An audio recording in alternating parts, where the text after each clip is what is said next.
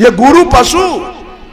हरिंद्रानंद से कोई पूछा, वेद का अनादि मंत्र ओम नमः शिवाय, वेद का मंत्र है ओम नमः शिवाय। ओम में 5 मात्रा है, ओ जोड़ ऊ जोड़ म जोड़ अर्धचंद्र जोड़ बिंदु, अ ब्रह्मा ऊ विष्णु म महादेव अर्धचंद्र अद्या और बिंदु निरंजन। ये 5 मात्रा है ओम में। हरिंद्रानंद को तो केवल शिव जी से जरूरी है और दूसरा से जरूरी नहीं है, तो ओम को काट के हटा दिया और छोड़ दिया नमः शिवाय।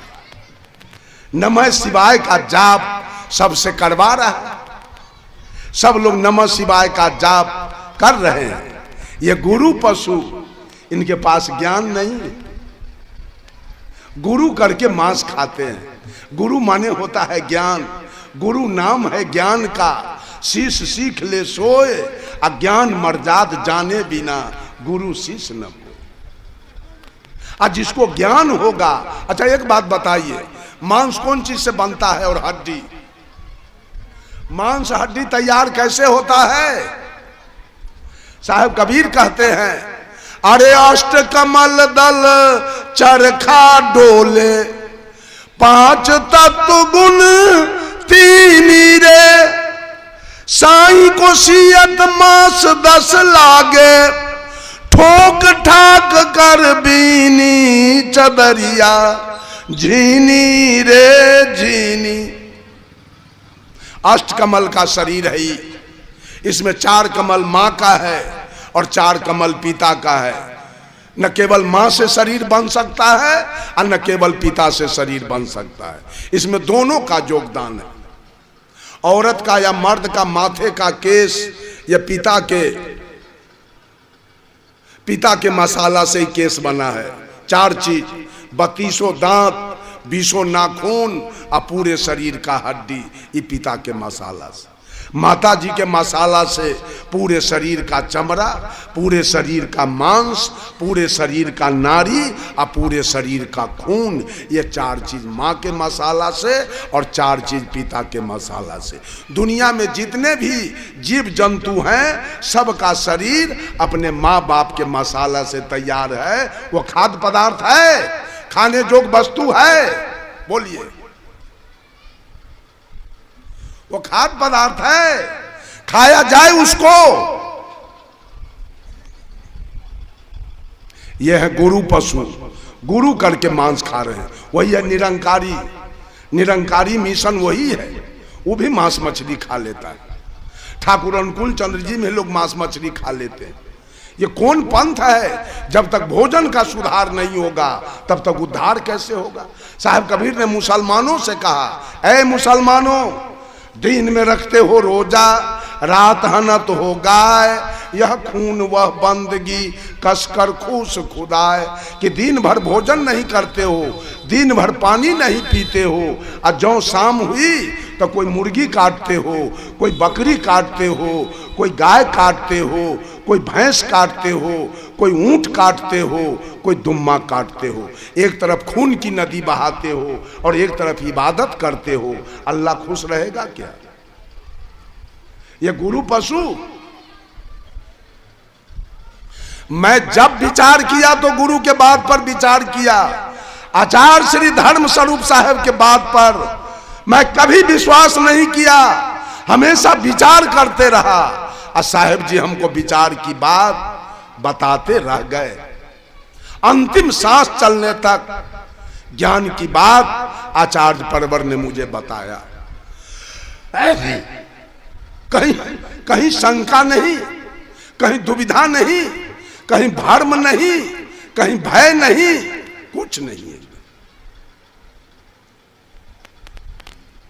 अगर कोई कहे कि इसका मतलब सबसे बढ़िया गुरु आपका था, तो 5 लाख आदमी के बीच में मैं कहूंगा सबसे ज्ञानी मेरे गुरु जी थे। अब फरिया लेना है तो फरिया लीजिएगा, जहां से चाहे मैं काट के फेंक दूंगा, जहां से चाहे हर पंथ के गुरु को मैं काट के फेंक दूंगा।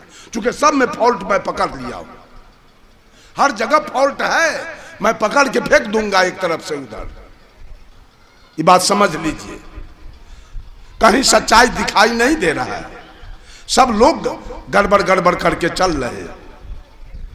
यह है गुरु पशु, कुछ है नर पशु और कुछ है गुरु पशु। तीसरे में सदगुरु कबीर कहते हैं वेद पशु। ये सारा दुनिया वेद का गुलाम, वेद और बाभन का गुलाम है। वेद में जो जो लिखा गया वही बात आज वेद को मालिक मान के, वेद को गुरु मान के ये कबीरा भी चल रहा है वेदे के अनुसार और पंडित के अनुसार। ये सब पशु आदमी नहीं हो सकता। वेद लिखा किसने? वेद का मूल मंत्र क्या है? साहब कबीर कहते हैं ओंकार है वेद के मूला, ओंकार में सब जग झूला। ओंकार आदि जो जाने, लिखी और मेटे ताही सो माने। साहब कबीर कहते हैं पढ़ो रे मन ओ ना मासी धंग, पढ़ो रे मन ओ ना मासी धंग।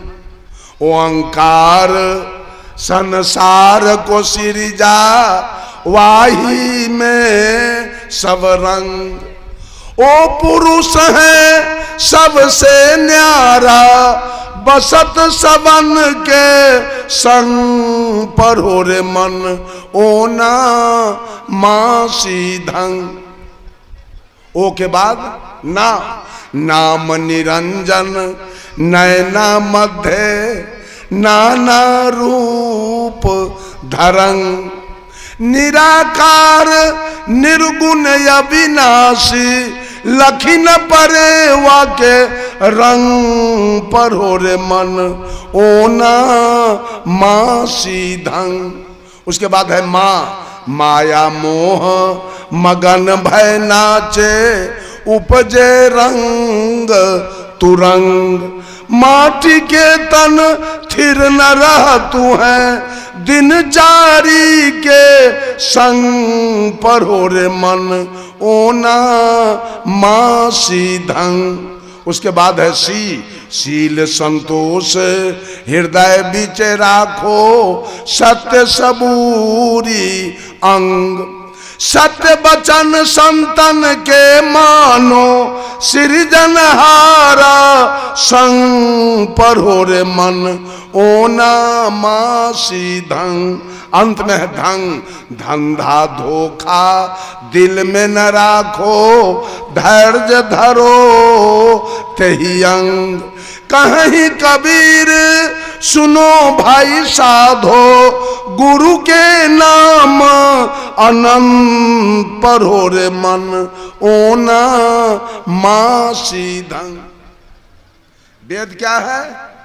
वेद किसने लिखा? वेद कौन लिखा? वेद लिख के कौन हमको गुलाम बनाया?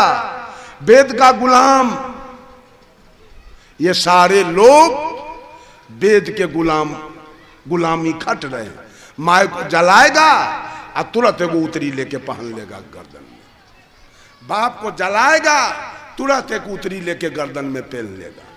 अब माय को जला दिया और झूठा कहेगा बाभन जब माय के सोने के लिए पलंग दीजिए, तो ये बेवकूफ माय को जलाइयो दिया, अब माय के सोने के लिए पलंग बनवा के दान करेगा।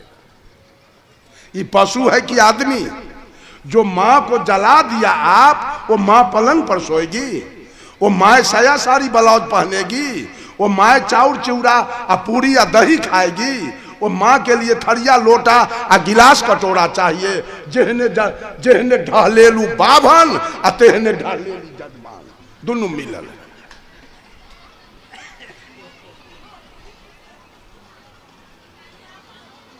ये दोनों पशुआ मिलल है एक जगह। ज्ञान है।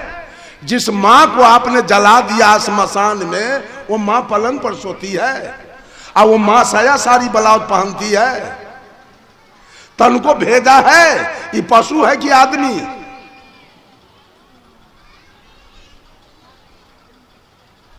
एक जादव जी के यहां पंडित जी गए आश्विन महीना तर्पण कराने। तर्पण होता है ना, लोग पानी देता है पीतर के। जादव जी नेता था, धनवानो था, बदमाशो था। जब उसके घर के 1 किलोमीटर के दूरी पर पंडित जी पहुंचे तो झोरा में देखते हैं तो कुछ है ये नहीं। अब तर्पण कैसे होगा? जादव जी है बदमाश, कहीं मुंह न फुला देवे पंडित जी के। अब सोचे अब क्या करें, अब तो कुछ है नहीं। बगल में खरौड़ी था, पंडित जी उसी में कतरा उखाड़ लिया।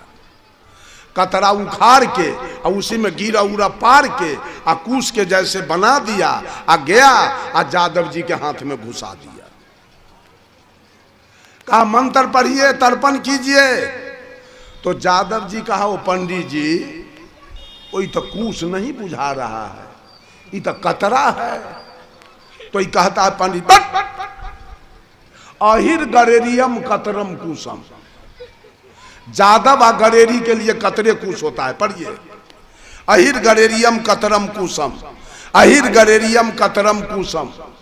जादव जी देखे झंझट करने से क्या फायदा है, पढ़ लिए। तो पंडित जी कहता है हमरा दक्षिणा दीजिए, अब दूसरों द्वार जाएंगे।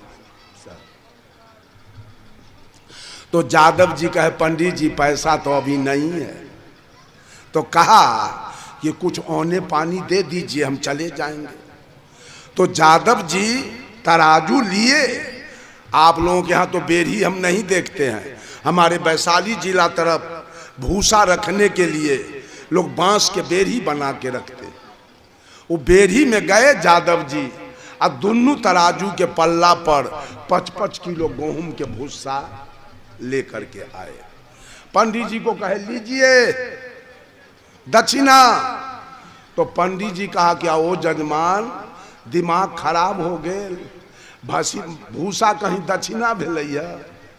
तो जादव जी कहे पंडित जी अहिर गरेरियम कतरम कुशम, तो दक्षिणा में पल्लम भूसम। अगर भूसा दक्षिणा नहीं होता है तो कतरा भी कुश नहीं होता है। ज्यादा बोलिएगा तो बिना मुंह फुलैले यहां से हम जाने नहीं देंगे। ये बात समझ लीजिए। आज तक ओकरे बात बूझ करके ओम सोहा सब पढ़ रहा है, आज तक गुरु बना हुआ है। ओकरे कहे पर काली दुर्गा के निकट बकरी कटवा रहा है। सब काम चल रहा है। साहब कबीर कहे सब वेद पशु है, सब वेद का गुलाम है।